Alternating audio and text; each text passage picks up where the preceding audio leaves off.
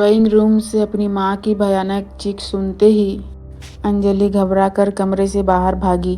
उसका दिल इतनी तेज धड़क रहा था जैसे अभी सीने से बाहर निकल जाएगा।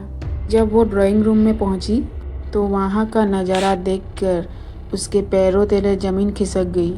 उसकी माँ ज़मीन पर गिरी हुई थी और उनके पास खड़े उसके पापा किसी अजीब सी भाषा में मंत्र पढ़ रहे थे। लेकिन वो आवाज़ उसकी पापा की नहीं लग रही थी। वो आवाज़ भारी और डरावनी थी। अंजलि डरते डरते बोली कि पापा आप क्या कर रहे हो। जैसे ही उसने ये कहा उसके पापा अचानक उसकी तरफ मुड़े। उनकी आंखें पूरी तरह लाल थी। उनको देख के अंजलि का गला सूख गया। फिर अचानक पापा की आवाज़ बदल गई। उन्होंने बोला, तू क्यों वापस आ गई? मैंने तुझे कहा था उसे छोड़ दे। ये सुनकर अंजलि का शरीर कांपने लगा और उसने पूछा, किसे छोड़ दूँ? उसके पापा के चेहरे पर एक अजीब मुस्कान आ गई और उन्होंने बोला, आदित्य। इतना सुनते ही कमरे की सारी खिड़कियाँ अचानक ज़ोर ज़ोर से हिलने लगी, मानो जैसे कोई तूफान आया हो। और फिर गैस अपने आप जल गई और पूरे घर में किसी औरत की हंसी गूंजने लगी। वो हंसी इतनी डरावनी थी कि अंजलि के कान सून पड़ गए। उसी समय अंजलि के फ़ोन पर कॉल आया। फ़ोन पर आदित्य था। कांपते हाथों से अंजलि ने फ़ोन उठाया।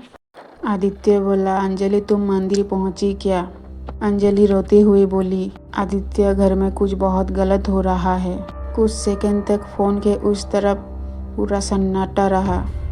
फिर आदित्य बोला, मैं जानता था ऐसा होगा। वो तुम्हारे घर पहुंच चुकी है। अंजलि घबरा कर बोली, कौन? आदित्य ने धीरे से कहा, कर्ण पिशाचिनी। अंजलि के हाथ से फ़ोन लगभग गिर गया।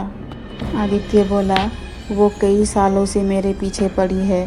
मैंने एक तांत्रिक की मदद से उसे बांध लिया था, लेकिन वो अब वापस आ गई है और वो तुम्हें मारना चाहती है। अंजलि चिल्ला के बोली, लेकिन क्यों? आदित्य बोला, क्योंकि वो मुझे किसी और का होते नहीं देख सकती। वो मुझे अपना बना चुकी है और जो भी मेरे करीब आता है वो उसे ख़त्म कर देती है। तभी अंजलि के पीछे से वही डरावनी आवाज़, वो हंसी फिर से सुनाई दी। धीरे धीरे कमरे का तापमान ठंडा होने लगा। अंजलि ने कांपते हुए पीछे मुड़कर देखा और वहाँ कमरे के अंधेरे कोने में एक औरत खड़ी थी। लंबे खुले बाल, पीली चमकती आंखें और खून से लाल चेहरा। सेम वही औरत अंजलि ने सपने में उसे देखा था, कर्ण पिशाचिनी। वो धीरे धीरे हवा में तैरते हुए अंजलि के पास आने लगी। उसकी आवाज़ फुसफुसाहट जैसी थी। उसने कहा, मैंने तुम्हें चेतावनी दी थी, उसे छोड़ दी, लेकिन तू नहीं मानी। अंजलि डर के मारे पीछे हटने लगी।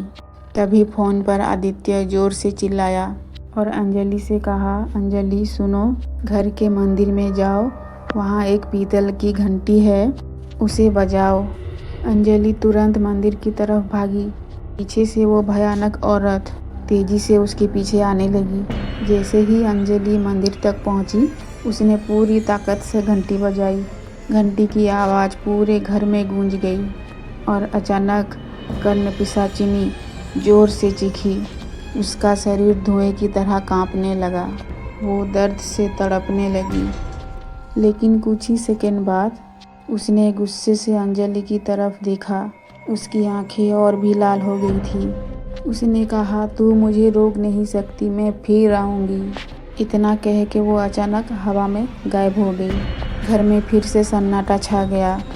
अंजलि ज़मीन पर बैठ गई। उसकी सांसें तेजी से चल रही थी।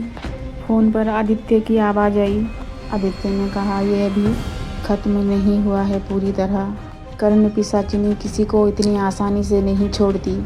अब हमें उसे हमेशा के लिए ख़त्म करना होगा। अंजलि ने कांपते हुए पूछा, कैसे? आदित्य बोला, उसके लिए हमें उस जगह जाना होगा जहाँ पहली बार उसे बुलाया गया था। और वो जगह थी बनारस का एक पुराना शमशान घाट, जहाँ आधी रात के बाद आज भी अजीब आवाज़ें सुनाई देती है और कहा जाता है वहीं से शुरू हुई थी कर्ण पिशाचिनी की कहानी।